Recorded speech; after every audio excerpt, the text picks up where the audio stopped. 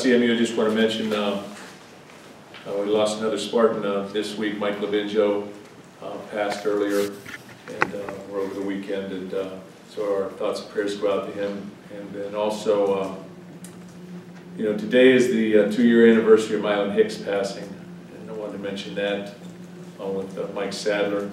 In 2016, we lost 2 of our players who played for us here within 2 months of each other, so 2 or 3 months of each other. So it was tragic, and our hearts still go out to their families at this point in time.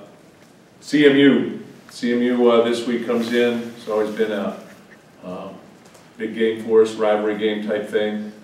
There's been you know, going all the way back, there's been some great games.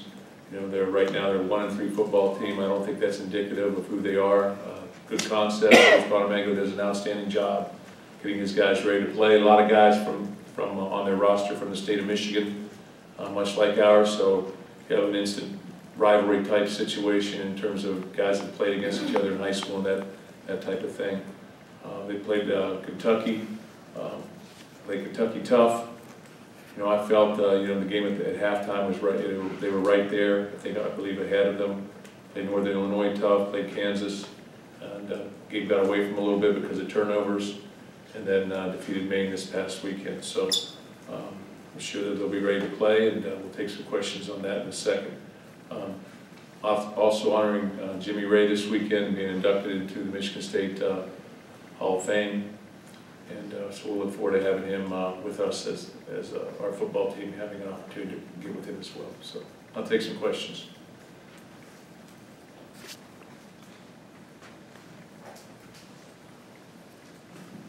Coach, having had a chance to review the video from Indiana and Brian Lewerke, just to check down to the reads, his decision-making, the risk-taking, and then coordinating that with Coach Warner's play calling. There was one in particular that stood out to me with Felton Davis split wide left. It was the jet sweep before the fake field goal.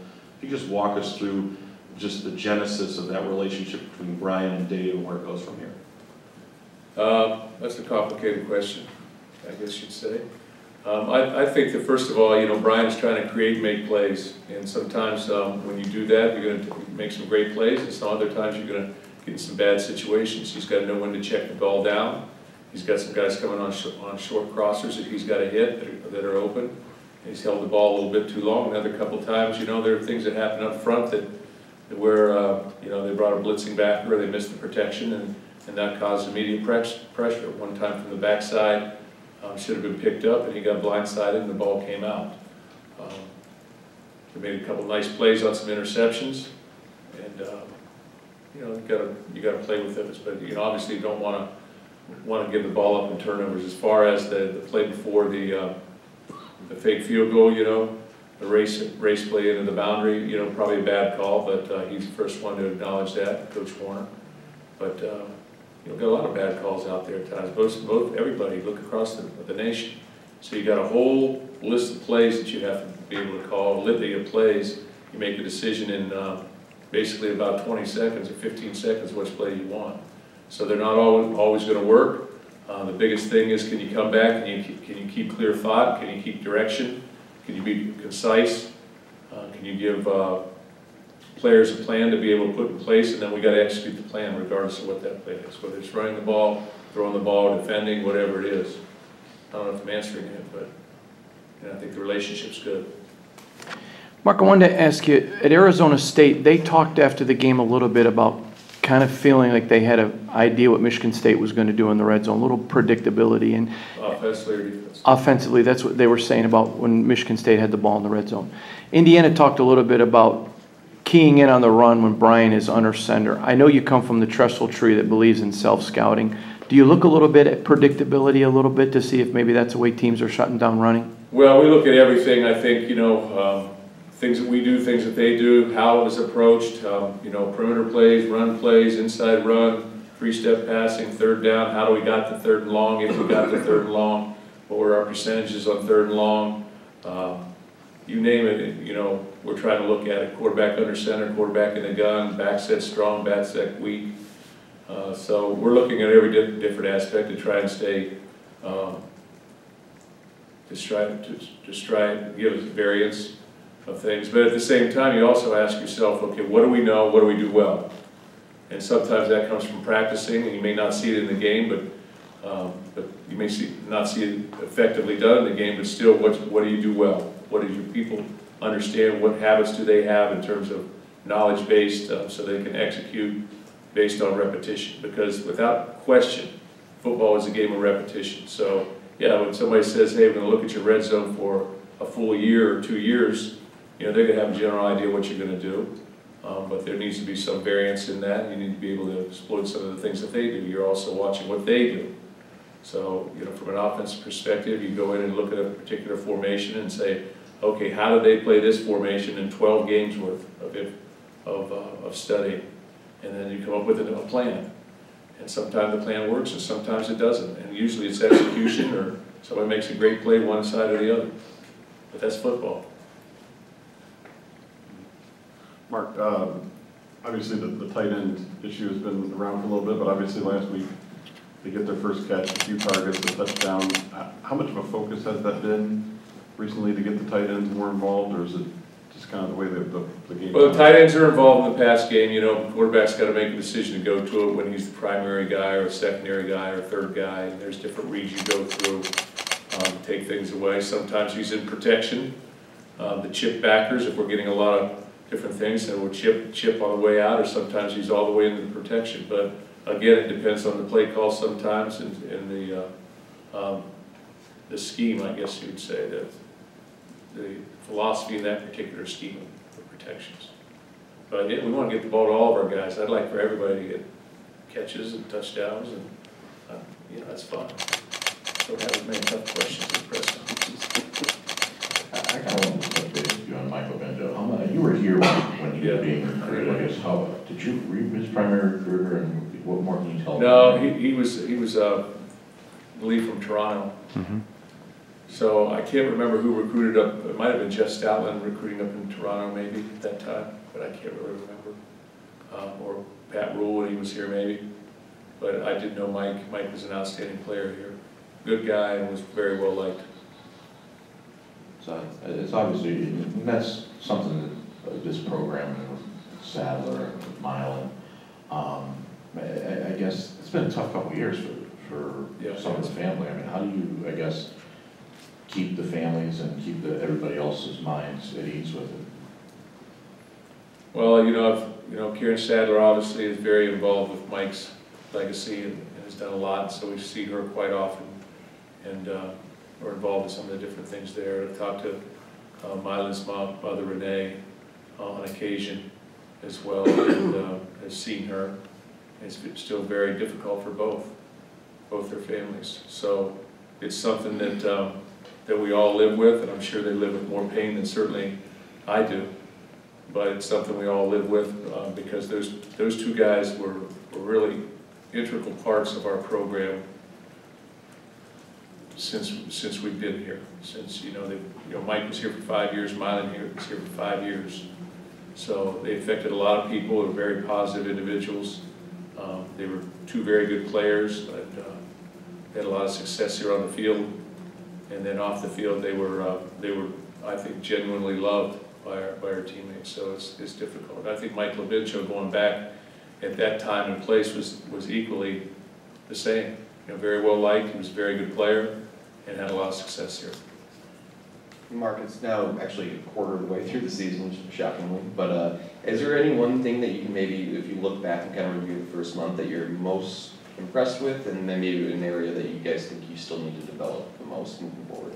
Yeah, there's some things that when you look at it and you look at our football team, I'm impressed with our focus and our energy and how we come to play, because we've come ready to play.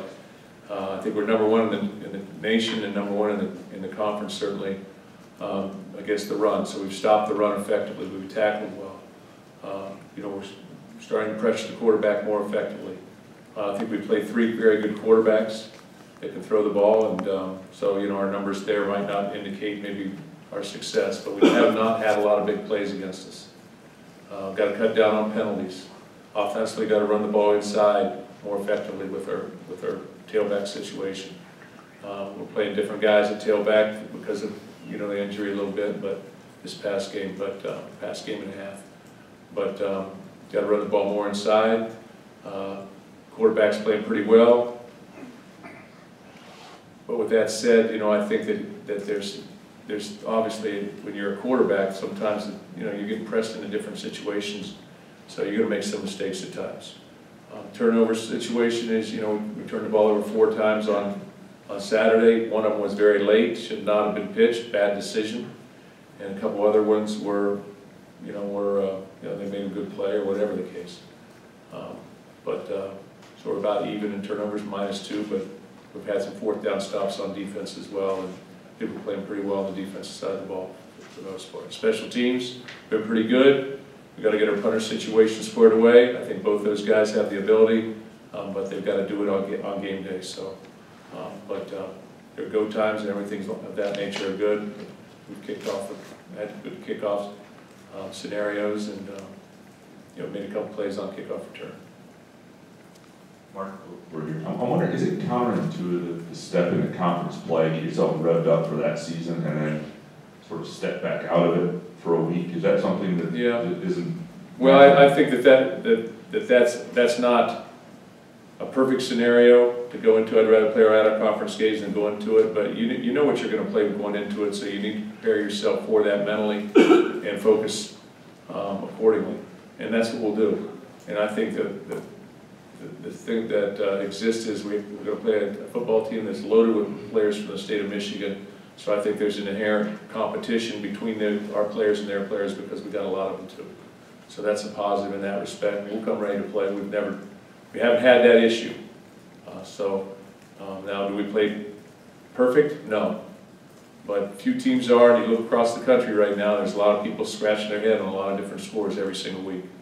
So we need to stay ahead of the ledger. Right now we're 2-1. Let's just try and be 3-1 and worry about all that other stuff as it shakes out. There'll be indications, and you know, as we move forward in our seasons, indications why we win or why we lose, and there'll be some different things schematically or statistically that you can point at and say they didn't do this or they did do this. But that's over the course of the season usually. Previous question, you mentioned the defensive numbers on against passing being a little high, but the fact is you have shut teams completely down rushing. Making those teams one-dimensional, is it easier to stomach those passing numbers because they can't run on you? Yeah, I think we could have won all 3 games. We won 2 of them. So, you know, they're not getting a lot of big plays, so that's a positive, but they're you know, they're RPOing it and they're dinking it and, you know, picking up 4 or 5 or whatever the case, but we're tackling them pretty effectively. Our yards, and we measure everything, like you mentioned, everything. You know, they tell you that, hey, 13% of the time last week, you know, our head was involved in contact. You know, 54% our shoulder was involved in contact on tackling. So we measure every aspect of tackling that there is. Effective tackles, dominant tackles, you know, etc. Poor tackles, missed tackles. So we're looking at all those different things as we go through a week and prepare for the next opportunity. So I do think we're playing pretty well on the perimeter. Hadn't been a lot of bubbles going out and things of that nature. We're running the football. You know, we've got pretty good leverage, I think. So, but you know, you get into a 2-minute situation. Remember that we played, as I said, 3 pretty good quarterbacks. You know, Utah State's putting up a lot of points. You know, the Arizona State quarterback is, I think, number 2 or 3 in the history of Arizona State football in terms of his production. He's a 6,000-yard passer, and then last week, you know, Peyton Ramsey connecting on 74% of his passes coming into our football game. So, but I think it's noteworthy that he was pressured 30 times. You know, rushed out of the pocket 8 times, sacked 6 times, and another whatever that is, pressured somebody in his face, somebody hitting him, or ball disruption of some sort. Probably short answers to 2 of your favorite questions. L.J. Scott, is he day-to-day, or do you expect him back this week? Probably a little of both. Good answer. That sounds day-to-day to me. Pretty good. Well, a little of both. I expect him to play maybe day-to-day. So he may be out there today, or he may not. So that's probably the best answer I can give you. Is Josiah Scott's season at risk? No, I don't think his season is at risk. No, but he's not ready to play yet. You'll expect him back this year. I'll expect him back this season. Brian Lewerke, does he tend to try to do a little too much when maybe something isn't there? Is that something he can still learn? You mentioned the pitch and a couple passes. It looked like he was throwing dangerously while he was falling down. Is that something he can still learn? I think when you're in a position of leadership, and quarterback certainly is, and you've got a good level of talent, and you've had great success, or at least success, and you've built a pretty solid foundation, you try and take as much onto you as you can. You try and carry the load, and I think that's what he does. Tries to carry the load. I think he tries to make a play. Sometimes he maybe needs to throw it away. Now, I'm not happy if he throws it away either, perfectly honest. You know, you're trying to make a play out there. But sometimes you've got to do that, and you know, he's gotten caught a couple times on sacks where he's tried to get out of it.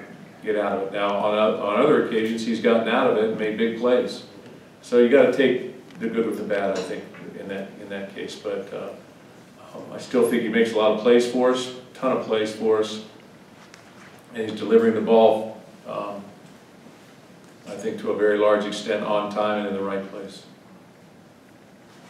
Mark, you said earlier that you obviously want to see your team improve in the run. Well, specifically, what do you think they have to do to run the ball more efficiently between the tackles and guards? You're putting a lot of people up there at times, but you know, you got to be technique sound up there. You know, is it play selection? Is it technique? We're all involved in it. Is it the tight end? Is it an offensive lineman? You know, it's so important, I think, when you're running the football that everybody works in sync on that particular play. A couple times, he got the tailback out in the open one-on-one on a safety. He's got to make a play for a bigger game. So it's all encompassing, I think, in terms of what you're dealing with. You know, you look at all these different things and you say, why not? I still go back to what I just always say when I come to these exciting meetings like this. I say, hey, run that play again when that guy ran for 25 yards. Run it again. But it's hard to reenact that, you know. And so there's a lot that goes into this. The opposing team is playing defenses to try and limit what you do, and they look at what you've done and try and set it accordingly. But I do think that we need to do a better job. How influential was Jimmy Ray just in terms of, you know, being one of the first African American quarterback in the South to win a national championship here, and then inspiring, you know, Tony Dungy and the Valentines of the world to become coaches? Yeah, I think it was huge. I think it was a monumental step in college football, and relative to segregation, I guess is what you'd say. I've read the book Ray of Light. I think it's a very interesting book in terms of talks about the things that people were up against at that time in history. Also, you know, I know we have the film On the Banks of the Red Cedar previewing this week, and we've previewed that, and I think it's an extraordinary film about, and there's some unique things in there that just sort of sets you back and makes you say, wow, things were like that. But Michigan State was a pioneer, I think, for, I guess you'd say, integration into college football. And so many of our great players from that time have had an opportunity to meet, and they are tremendously successful people and very proud Spartans. Coach, you mentioned both of them, talking about the punting situation. Is Rocky out of the mix there? And then secondly, how do you evaluate how the punting team performed against Indiana? What are you looking for as you go towards Central Michigan practice this week? No, Rocky's not out of the equation. We still have an opportunity to compete for that. You know, I look forward in practice, try and put them in game-like conditions as best we can in practice, put pressure on them and everything. They've done a good job with the pressure. Their go times are good, like I indicated. And then you got to do it in the game. I mean, it's different. When you go into the game, you got to, you know, you can hit 50-yard pops in practice with 4 or 5 hang time, but in the game, you've got to be able to do it at that point in time too. You know, it takes a little bit of time, I think, to let the dust settle a little bit and then say, okay, this is who we're going to go with. But we're giving people opportunities. Mark, anybody from Saturday that was hurt, whether it was Jarvis or Stewart, anybody you expect to be out for a season, like a long-term injury? No. Based on last year, you guys were really, you know, had good team health last year. Where does, and a lot of injuries early this season, where does this rank maybe in what you've dealt with through this early in the year in your career, and just having to juggle lineups and kind of move guys around with. Well, you know, I mean, we've had to do it sometimes in the past. You know, in 2015, we had a lot of injuries up front on the offensive line. We maintained what we needed to do. And my sense of everything is always, the more you play, the more experience you get. I mean, if you've been playing at left guard all your life and now you've got to play right guard, you know, that's an experience that you can draw on at another time during the season. So I look at it as an opportunity to get stronger, not an opportunity to get weaker. And so that's what we'll do. You know, Blake Peters played 26 plays on last Saturday. You know, I thought he did a nice job. His first opportunity to really play a ton of plays. He's going to be a better player for it. And those type of situations continue to happen. Coach? At different positions. Last one right here, up front. Coach, I'm aware that you're involved with charity organizations around campus. How has the JDRF walk impacted you as well as the MSU community? Yeah, you know, when I first came here, got involved in JDRF, and I didn't know too much about, you know, juvenile diabetes at that point in time. So I've been educated. Brandon Denson came and played for us. I've seen young people that were 9 years old when I first started going, and now they're 22 years old or 21 years old and that type of thing. So I meet them as grown-ups now, and they're doing very well. So I've met a lot of people and been involved in that for 12 years. It's tough out there for some people sometimes just to live an ordinary life, but I think things that are happening now in the name of science, I guess, is helping to make it better for people. But it's been, every time you have an opportunity to do something nice that can bring a little bit of light to people, it's been a humbling experience for me, I guess. Thanks, guys. Thanks, guys.